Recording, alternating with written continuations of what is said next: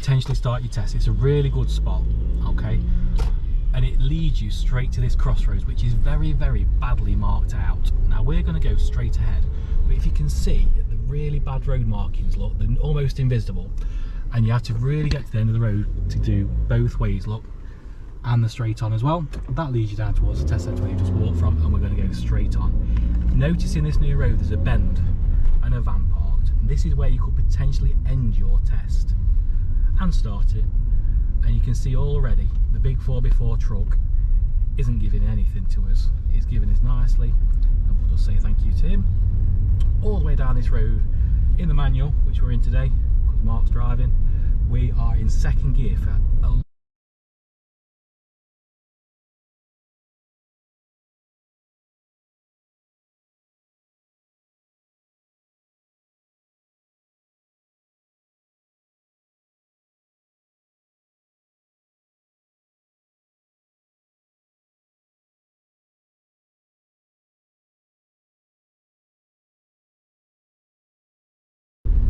junction, okay, and then it leads us down to a really funny shaped roundabout. It's not actually round. So as we go through here, look how tight it can be. Good job we're in a little car for a little driver. And the corner is opposite. Well, you've just seen the black car pulling out, so it's a really good slow approach, because look how easy it would be to cut this corner. If you do need to cut it, as long as you've had a good look in, you can get away with it, but you don't really want to. Now at the roundabout we're going to turn right, but you might even end up in first gear on the apex of this roundabout, because look where all the cars park. We're going all the way down there, and there's cars absolutely everywhere. As you can see, look how tight it is, and then this is a really bad apex here, look. So we might be lucky enough to get away in second, but sometimes, depending on the car and whether it's diesel, petrol, whatever, you do need that first gear. So we're just going to follow this road down to the bottom. I'm going to put it on time warp again, so I'll go a little bit.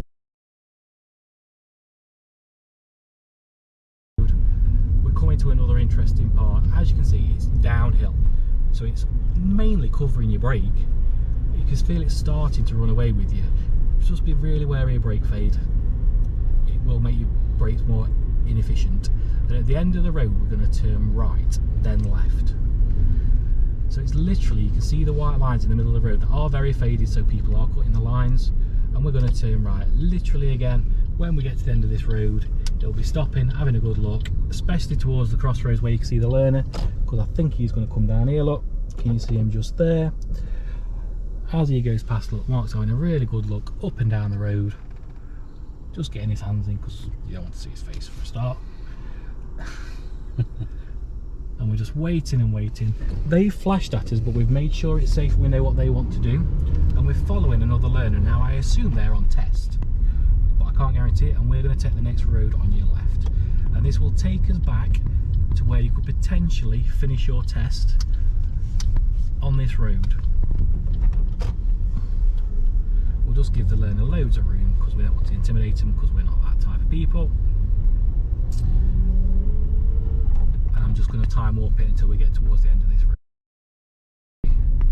When we first started on this road, and we're going to turn left at this crossroads, and it's down towards where the test centre actually is, and a place called Five Ways, which everybody fears for no reason at all.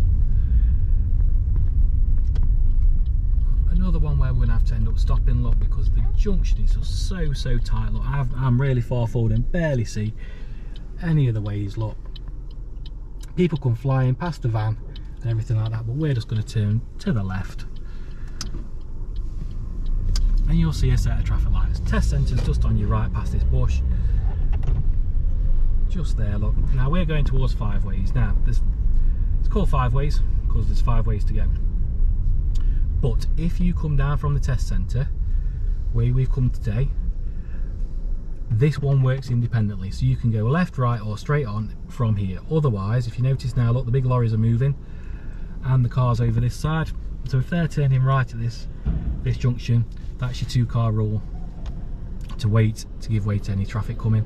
See the red car, look, it's nicely waiting just where the tarmac changes colour. Don't know if you can see that just through the Compton guest house. Mark says there's a really nice place to have a coffee, which is eat at number 5, which is just over there, look, which is fine. But from this angle we can go any way we want, okay, and we're just going to follow.